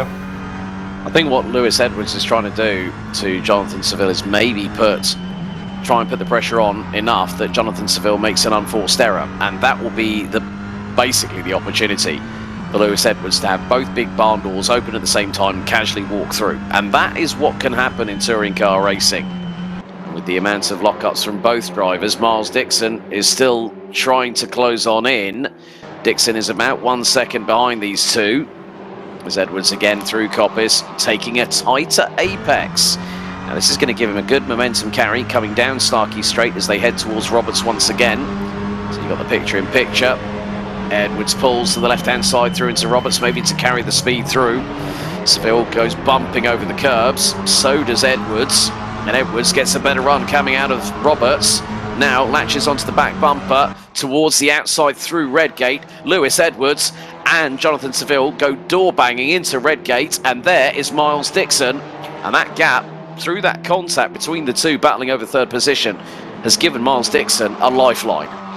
Jonathan Seville saying, "You shall not pass." So Miles Dixon is saying, "I want a piece of this," as Edwards finally gets his way past. He's been coming for a few laps there, and now Miles Dixon is right onto the back of Jonathan Seville as well. So repeat of race one, it's all going to kick off, and this is what we're here to see. Indeed, Lewis Edwards and Jonathan Seville going textbook touring car style through the Craner curves, and it was Edwards that had the better measure of the situation and got through to take third position away from Seville. But Dixon is right in the wheel tracks of Seville in fourth position, as Dixon runs very, very wide coming out of Coppice, and he's got the whole shot, and he's got past before they've even hit Roberts. So whether there was an issue there for Jonathan Seville, who now in the last half a lap there, Dylan, has dropped from third to fourth, and the fastest lap of the race, Carl Felvis, who's within the best part of a second, has just put in the fastest lap of the race. Well, Lewis Edwards has just done that, 1 minute 8.516, just under half a second slower than Dave Marshall's qualifying lap time of 1 minute 8.05 for the second half of this Gridfinder Invitational. I think Marshall thought, well, I got away in the first one. I don't think I'm going to be able to get away like I did in the first one, where I ended up in Derbyshire. Yeah, Felvis is he's wanting a piece of Derbyshire as well. He's a bit sick of Leicestershire now, so he's hunting down Marshall, and he's doing a pretty good job of keeping in touch. And all it takes is one little mistake from Dave Marshall, or if they start catching up to back markers, which we saw happen earlier. So if they start catching back markers, anything can happen. And Marshall there, you can see Felvis is going to be in his mirrors. So maybe that adds that little bit of pressure. Now Marshall knows that Felvis is there. Maybe, do you think Carl Felvis can, just having his presence there, could force Dave Marshall into a bit of a mistake? Possibly, but PVT Dancer 69 has just done a move past Tom Bunton, who now drops to 10th position as we're coming towards 18 minutes of this race still to go. So 12 minutes of fast and furious touring car action here at Gridfinder Invitational. For the touring car special here at Donington Park National, and PVT Dancer pulling a little bit of a gap over Tom Bunton. Mick Sutton a little bit further up the road to the tune of the best part of just over over 3.5 seconds, as the timing keeps on ebbing and flowing like a pendulum. But at the moment, with the way things stand, it is a 1-2-3 for Virtual Reality Racing Club. A big thank you to them for pointing it out, because I was quickly looking at the driver lineups for tonight. And with the amounts of action, I don't think I've even been able to glance once until just now. But Miles Dixon upholding the flag for Positive Perception Racing in 4th position, along with teammates Jonathan Seville and Mark Rannebury in that crew as well. Looks to have been a last-minute replacement for David Ressel, who was scheduled to take part in that team for tonight's Gridfinder Invitational. And Jonathan Seville is trying to close on in to Miles Dixon. And Seville runs a little bit deep off of the braking zone into Redgate. That gives Dixon a little bit more of an opportunity to pull away, heading through into... and Dave Hedges saying, I couldn't race. What, did Mark Rannebury not let you into his clan, David? I'll have a chat with you about that later after this is finished. But Jonathan Seville goes rally crossing, coming out of the old hairpin, loses a bag full of momentum, and that has given Miles Dixon that get out of jail free card a little bit, because the gap between them has expanded to, well, it expanded to nearly as high as 7.5 tenths of a second. So they now go through Coppice once again, as we're just under a minute and a half away from the halfway point of this 30-minute race. One thing that I've just noticed, the leaders have just approached some back markers. I think Kyle Felvis is now just clearing them. Dave Marshall is clearing them. As you can see, that gap's now approaching 3 seconds. So Felvis struggling to clear them, and now that battle for third should meet them all. Edwards just got past Felvis. Is Felvis in the pit? Oh, Marshall just got tangled. That was Marshall, and he just got collected going through Redgate. Felvis is now... Oh, you can see the amount of damage. There is a damage model on this, 50%. The front bumper has got a significant amount of damage. The left side door panels have got damage, and now he's gone into battle with Jonathan Seville.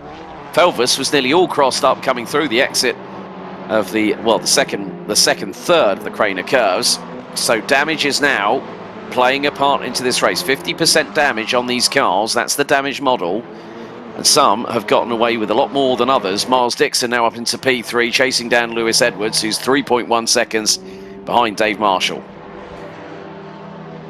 What? Kyle has just come... Kyle Felvis has now dropped another position. He's behind Jonathan Seville. So Felvis, that damage, I think, is taking its toll on how the car's handling and how it's responding to the inputs from Kyle Felvis there, Dylan. Where did he really pick the initial damage up from, though? Was it the back markers? I saw he was approaching back markers over Coppice and maybe down in trying to clear them at Roberts or something, but it's... Yeah, just got onto the main straight and just started dropping down the order. Caught me definitely by surprise, so... Unsure what happened there. Miles Dixon trying to chase Lewis Edwards. And this is the first time, really, Lewis Edwards has had some clean air. In the first race, he was always in battle with someone. Even if he was ahead, there was always right on his tail. But Miles Dixon's got a bit of a second gap to him, and Lewis Edwards has a bit of breathing room for once, and he might be enjoying this, and now he's actually in second as well. And if Dave Marshall, we saw him get tangled up in towards Redgate, so maybe if he is any damage, Lewis Edwards can start making the most of it now as well in the final 14 minutes. So it's no longer a 1-2-3 for Virtual Reality Racing Club, because we now have effectively Miles Dixon for Positive Perception Racing in third place, Jonathan Seville. So it's a 1-2-5 for VRRC. For Positive Perception, it's a 3-4 at the moment. But on the way things stand, obviously with the incidents being reviewed post-race here at the Gridfinder Invitational, the results will stand as provisional until they get confirmed. So the stewards are going to have a very, very busy night once this is all said and done. We've closed the broadcast for another time here at Gridfinder. Kyle Felvis again now starting to close in on Jonathan Seville. Looks like he's got his second wind as the VRRC driver. Gap now half a second between the pair as they both have a little bit of tyre lock-up. Going through into the old hairpin. We're right on board with Jonathan Seville on the in-car cam. Up the hill through Starkey's Bridge and Schwantz Curve. Into the right as the brakes start squealing on application through into McLean's.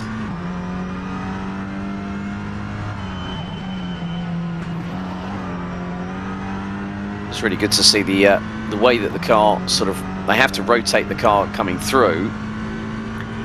And oh, look at the closing speed. There's Kyle Felvis, and he was trying to go towards the inside into Roberts on Jonathan Seville. Who's going to make the apex first?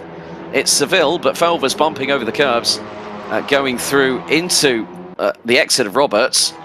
I don't think this battle is far from over. They are less than half a second apart, but Felvis, if he gets a good run, Seville could be in the danger zone. Yeah, we've already seen Seville under pressure once.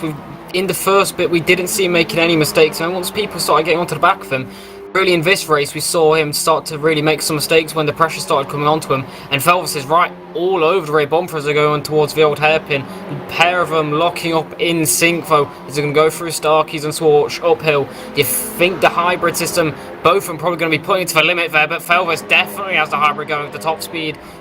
Massive advantage round the outside. Can he go up McLean's? Oh, he thinks about it. He's pushed wide, though. But he's still in touch. Can he go around the outside of Coppice? It's not a place you'd really want to go around the outside. Tries to get the switch back a bit deep there for Seville. And that is a brilliant move there by Felvis. They're still going to be side by side all the way down straight. We saw Felvis use his hybrid system up towards McLean's. Is it now time? Yes, Seville does start using himself and then gets that top speed advantage. So maybe goes back to the strategic, where do you use it? Because we saw up towards McLean's, Felvis use it, and on the way back there, Seville use it to defend it, but up towards Redgate we go. It's far from over. Felvis goes to the outside, back to the inside, back to the outside, in towards Redgate, really trying to force a mistake from Seville. Bit deep there for Felvis, though. Really misses the apex, but wide goes Seville. So it's still not over. Down through Hollywood, up towards the crane of curves we go. Steep drop here, through 3, up towards the old hairpin at 4. Inside line for Seville.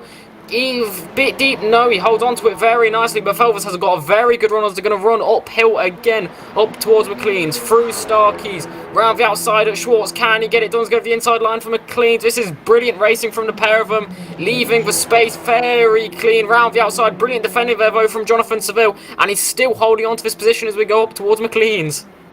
Yep, and all sideways for Seville. That gives Felvis the opportunity he needed. Seville loses a bag full of momentum. Excuse me, and Felvis now up into 4th place and away and clear. XD Gamer in the meantime is battling away with Devil, I believe, and that's going to be that's side by side heading into Schwantz Curve. Now through into McLean's. XD Gamer could get the run. All bit of a lock up, and it's nearly XD Gamer goes rally crossing on the inside of McLean's. 2 wheels on the grass up towards the approach into Coppice. There is a 4-car scrap. There is Devil in 13th, and then all of a sudden it's just like the drivers, they're getting into the final 10 minutes, and depending on the tyre choice that they've used, a lot of the field, now I'm looking at it from this perspective, the top 8 went on the hard, well, make that the top 9 went on the hard compound tyres. The top shod medium compound car is Tom Bunton in 10th position, as Miles Dixon now is within earshot of Lewis Edwards. And that is the battle for P2. Dave Marshall is about 4 seconds up the road and has 9 minutes and 20 still remaining to hopefully capitalise for being the winning driver here at the Gridfinder Invitational. Miles Dixon runs over both sets of curbs through Roberts. Will probably be using the hybrid assist, going down the straightaway into Redgate. Not close enough yet to have a bit of a sniff or a look up the inside of Lewis Edwards, and if Edwards locks up like that a bit more going through into Hollywood and down into the old hairpin, Miles Dixon has an opportunity to put that car into P2. Traffic head as well, that's probably going to play a massive factor as they run up the hill on the exit of the old hairpin. As he get out the way, well, it should stick before rejoining as it runs wide, so no back markers then. Going to have a nice clean battle between them uphill. Is Miles Dixon using the hybrid system? Surely one of them is, because the pressure's on here in the final 8 minutes, trying to take a tighter line there by Miles Dixon. Gains a slight bit in the braking zone up towards Coppice. This is going to be crucial. Gains a lot in the braking zone, cutting a bit of the corner, both taking a bit of a tight line.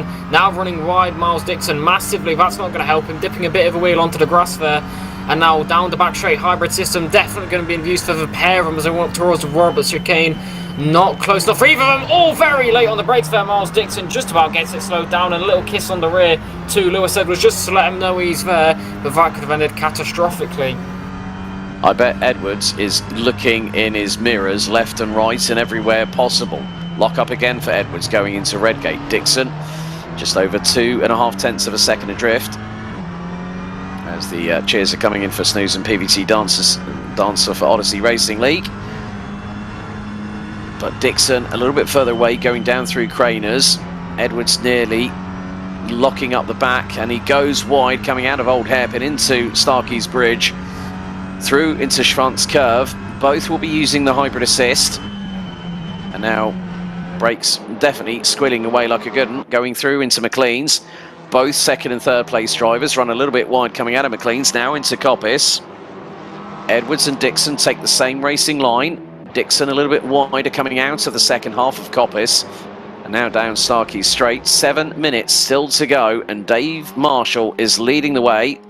Tom Bunton battling away with Dustin Brown, aka Snooze. This is for 10th position. They're about 6.4 seconds behind. And Dave Marshall, where on earth did that lap time come from? 1 minute 7.781. That was quicker than his lap time in qualifying. And Lewis Edwards gets a touch from Miles Dixon, and Edwards around and into the kitty litter. And that's off of the very first corner out of Redgate. Oh, dearie, dearie me. That is possibly going to be another one for the stewards to look at. But Miles Dixon went for the move. Edwards trying to shut the door. There was inevitably going to be some form of contact as Dave Marshall again puts in a 26.867 first sector. Fastest of the race so far. So it seems like Dave Marshall has really managed to keep these tyres in check.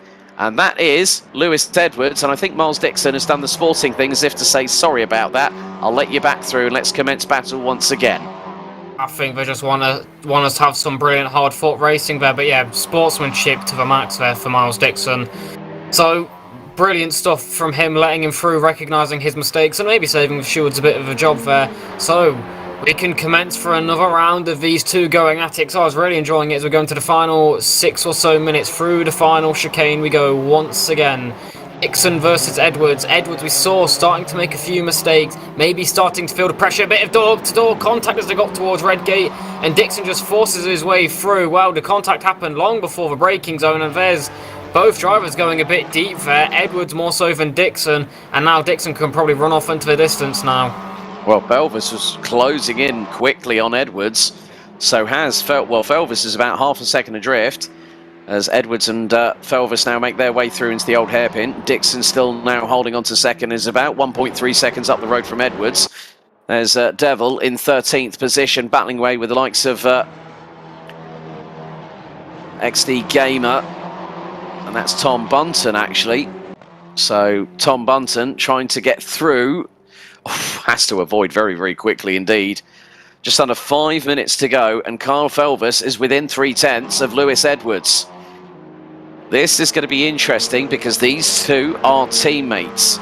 They will have a fair battle, and the one biggest rule about racing is never take out your teammate. Carl Felvis very, very close to the back bumper of Lewis Edwards, but Felvis runs wide coming out of Roberts. That could hand the opportunity for Jonathan Seville to come back into the fray. Felvis goes to the right, Seville to the outside and pulls past on the main straightaway. So very, very close call indeed. So that means the cars in the top 5, you've got 3 of them are from VRRC, so that's first, third and fifth, and Positive Perception, second and fourth. It's a good day in the office for both of those, but where's Seville come from? Completely forgot he was here, and now all of these little battles coming from, one by one, everyone's coming back into the picture. It's like a reunion sort of such, but Kyle Felvis's car is not looking pretty, especially on the side, on the left-hand side. You can see those dents there, and he's still racing hard, so credit to him. Despite the damage he has, he's still racing hard, and he's still in the top 5, so it's not over yet. A bit deep, very close to the back of Jonathan Seville going in towards Coppice. Holds on to it nicely though, and with 3.5 minutes to go, there's still anyone's game really for the top 5. Positions are definitely going to be changing. The racing, it's far from over here. Yeah, we're on to lap number 24, so with the timer now counting down. Oh, XD Gamer 38 getting a little bit of a touch. That's down the main start-finish straight. And making short to try and see if oh, that was very close indeed, going through Redgate corner. Once again, XD Gamer, 2 wheels on the grass off of the curbing, but still keeps the throttle planted to the floor, heading down through the Exeter Craners and then into the braking zone for the old hairpin. And XD Gamer running a little bit wide, decides to also go rally crossing. We've seen quite a bit of that during this race, but with Dave Marshall now making his way through Coppice, it's probably going to be with the speed that he's got, the pure pace that he's got in this race car. I would hazard a guess that when we complete lap number 24, we'll have more than likely 3 more laps remaining of this race. Carl Felvis doing a great job at the moment, keeping Jonathan Seville very, very honest indeed. So can he bring another car from VRRC up into the top 4 positions? Good battles going on, yeah. About 3 laps to go as they come across the line. I think it's actually only going to have 2 now, at least for these two. So it's 2 laps. It's going to be a shame it's going to end, but let's end it with a bang here. Felvis versus Seville. Both drivers had their moments this race, but it's going to be a good battle nonetheless. All on the line now. Classic touring car racing coming up for you. Going to be scrappy. It's going to be good as a few cars go off into the background there, I believe, at Redgate. They're going to have a lot of traffic going to be approaching as well, so that could throw a spanner into the works of these two. But Seville right now, bridging a nice gap to Felvis. This is Tom Bunton pulling ahead from the little squabble behind him, and that is actually the group of cars up ahead from these two in the battle for 4th. Yeah, Nick Karagiannis and also Dustin Brown, aka Snooze from Odyssey Racing League, embroiled in a close-fought battle for P11, make that P10, so 3 cars squabbling over the final position in the top 10, and that scores points tonight. A minute and a quarter remaining on the clock. Tom Bunton trying to go defensive on Nick Karagiannis from Positive Perception Racing, and Karagiannis locking up under brakes. Bunton bumping over the curbs through the exit of Roberts and keeps that very much planted, whereas Carl Felvis, they've got back marker traffic. This could give an opportunity for Jonathan Seville to stay in 4th as we've got 48 seconds remaining. Dave Marshall, in the meantime, is making his way through into Starkey's Bridge and Schwantz Curve.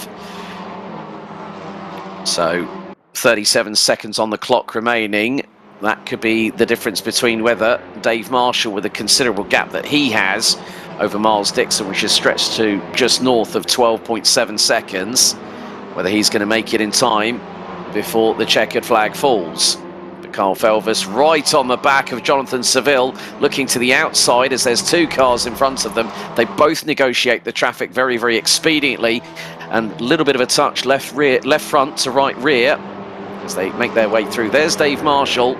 He's about to cross the line. It's going to be close. 3, 2, 1. He's slowing. He's going to take the checkered. And that, for my money, says that Dave Marshall wins the Gridfinder Invitational race here, as Felvis and Seville side by side into Robertson. Felvis has made the move. Felvis has made the move to take P4. But we've actually got one more lap, I've just been informed. So Dave Marshall will more than likely win this quite comfortably, because it's now 11.8 seconds. But Carl Felvis doing a great move on the penultimate lap of this race on Jonathan Seville. Just absolutely licked the touch paper, sent it up the inside of Jonathan Seville. So that brings VRRC to 1st, 2nd and 4th in this race. And there's still over a half lap to go for these drivers here, as XD Gamer now coming through Redgate, battling away with Devil, and Devil runs wide. XD Gamer 38 makes it through, coming through Hollywood. Oh, you said Dave Marshall's going to comfortably win this. I don't think it's going to be a comfortable last lap for Carl Felvis, as Jonathan Seville is going to still be on the back of him, and he's going to be hungry and feel a bit mugged off after that final sort of a corner move. But Dave Marshall, like you said, comfortably wins the Gridfinder Invitational. Miles Dixon should come across the line out with the final chicane. You can see in the background he will take 2nd. Lewis Edwards will take 3rd. And Felvis looks like he has just held on to Jonathan Seville to take 4th. So, wow. a 1st, a 2nd and a 4th. That is a considerable amount of points for Virtual Reality Racing Club. And looking at it, so that's, oh, my goodness me. So 25 for 1st, 18, that's going to be 25 for 1st, so 40 points. Add another 12, that's 52 from the top 3. And there is Devil coming across the line, but VRRC, but it looks like, well, Dave Marshall is the Gridfinder Invitational Touring Car winner, and it looks like Team VRRC have won in terms of the league. So, I mean, congratulations to them all. Obviously, those results, there is going to be some post-race investigation, of course, as always is in touring car racing. We know that the stewards are going to be busy post-race, but, you know, provisionally, Dave Marshall, he was miles ahead. He was in Derbyshire when everyone else was racing in Leicestershire there, Dylan. Yeah, he was clear. He was clear from everyone. Flawless. I don't really think he was involved in any instances where he would lose out on a post-race penalty. So flawless race from Dave Marshall, comfortably winning and well deserved for him. Indeed, and really good to see that Odyssey Racing League, actually, both drivers finished P9 and P11, so great job by them. It's their first invitational here at Gridfinder, and it's been a pleasure having them along with us, along with all the other teams as well, in terms of Positive Perception Racing, Semi-Racing, Virtual Reality Racing Club, ATE Motorsport, Gridfinder, JavaSim Esports and Odyssey Racing League having joined us here tonight for...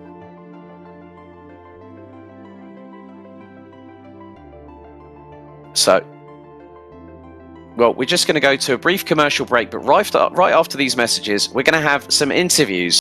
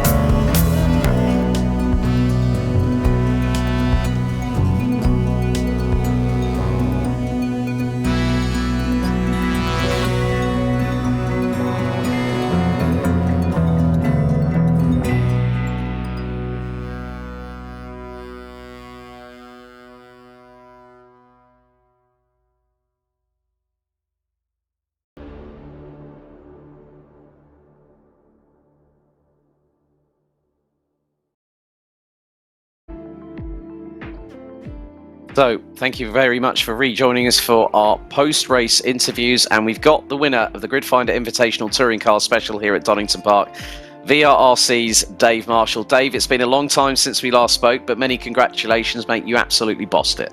Yeah, how are we doing, Alex? Yeah, thanks for that. It was a nice result. And first of all, a big thanks to Andy Carroll, who was a last-minute stand-in as well. Jordan Brennan was meant to be sat next to us, but unfortunately had a huge crash yesterday in real racing, so can't be with us today. But needless to say, we brought it home as a team, and it was a good result, good strong result.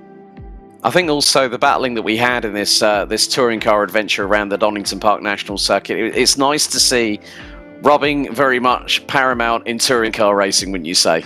Yeah, I mean, you think of British touring car and you think of Donington, don't you? So what a fantastic track it is. The chicane always proves a little bit spicy, especially if there's multiple cars alongside each other.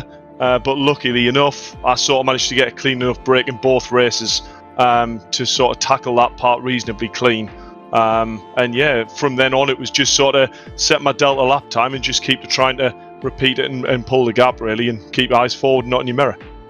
Well, I mean, the other impressive thing, buddy, was that in the second part of the race, you actually set a better lap time than your qualifying lap, if memory serves me correctly. You dipped into the 107.7s. I mean, that was impressive.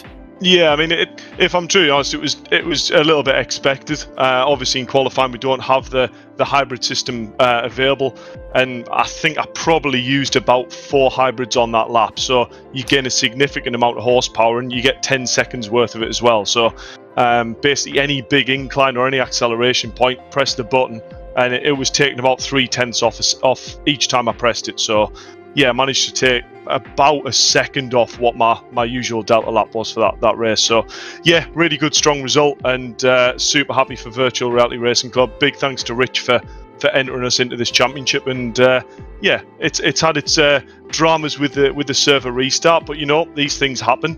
and onwards and upwards, and it's looking good. Yeah, I think it was. We have to say a big thank you to you guys at VRRC with regards to the mods that have been done to this Cooper Leon competition. You know, with the hybrid assist, the opportunity to have 3 different compounds of tyres.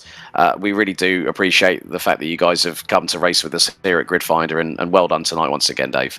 Yeah, I mean the car really is fantastic, Alex. You know, I mean it's not the easiest car to drive, probably from what you saw tonight. You know, the car is leery on the opening laps. The back end is quite lively. But so is the real car. The real cars are leery to drive, and this is a true replication of, you know, the best way to demonstrate that. You know, we've got British touring car drivers using this car to train for British touring cars, which is brilliant.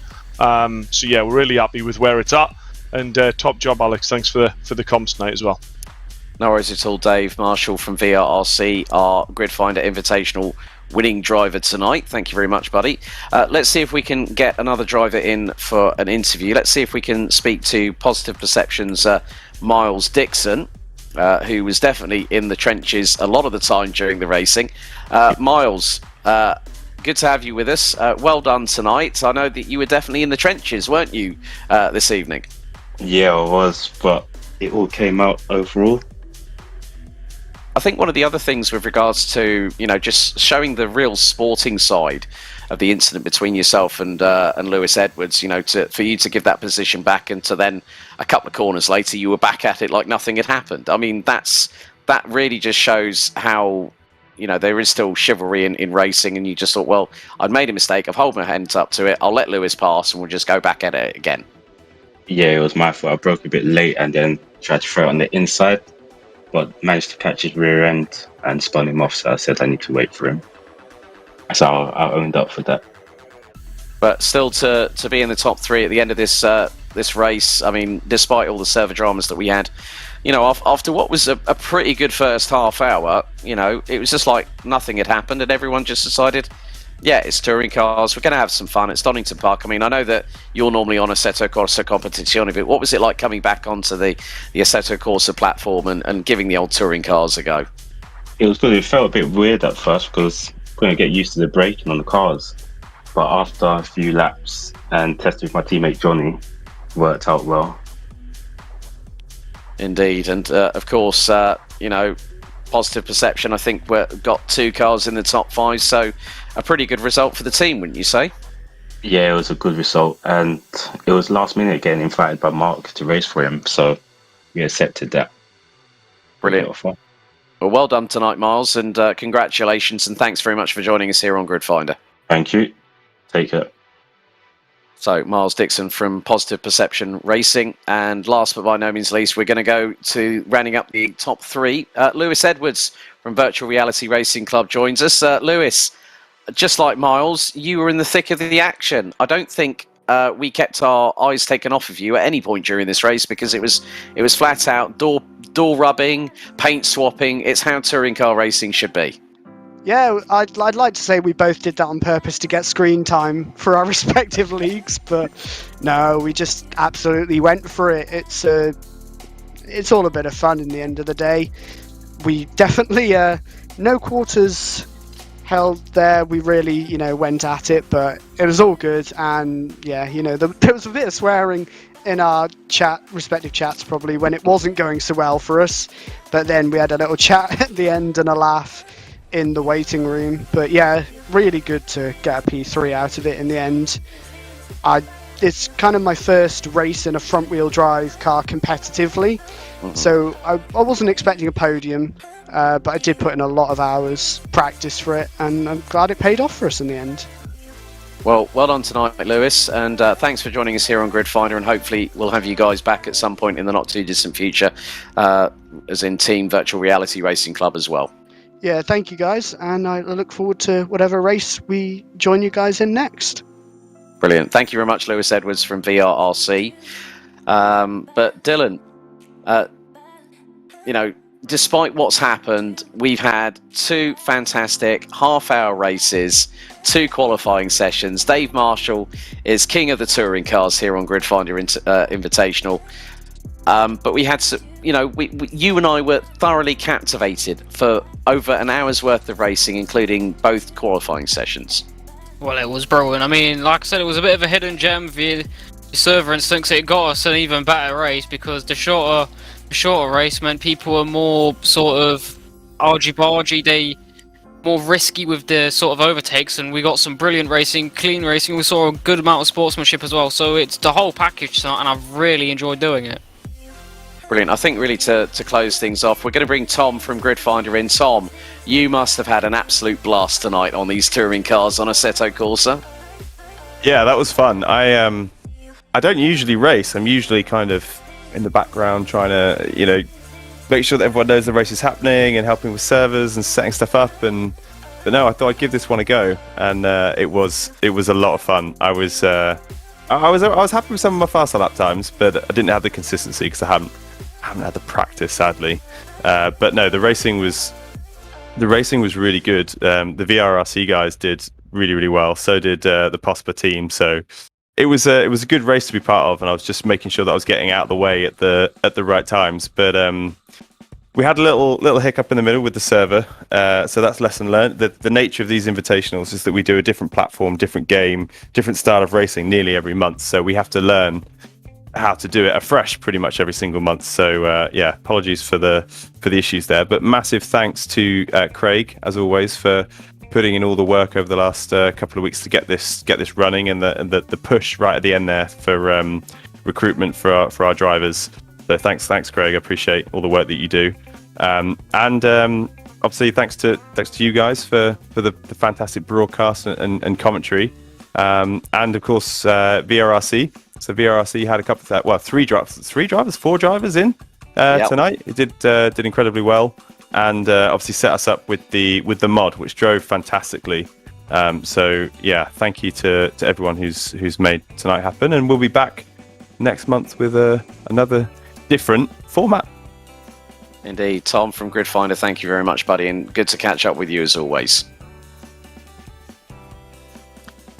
So, with that being said, that really rounds up the Gridfinder Invitational with myself, Alex and Dylan being your commentators for tonight's proceedings. This broadcast was a SimSports Solutions broadcast, so don't forget, head to gridfinder.com for further information where you can get involved in over 1,000 leagues from a multitude of different platforms in terms of Assetto Corsa, the platform we've been on tonight, F1 2021, which we were on a couple of weeks ago, Assetto Corsa Competizione, Race Room Experience, R Factor 2, and so much more. Until next time, thanks for watching. We'll see you again very soon. Good night.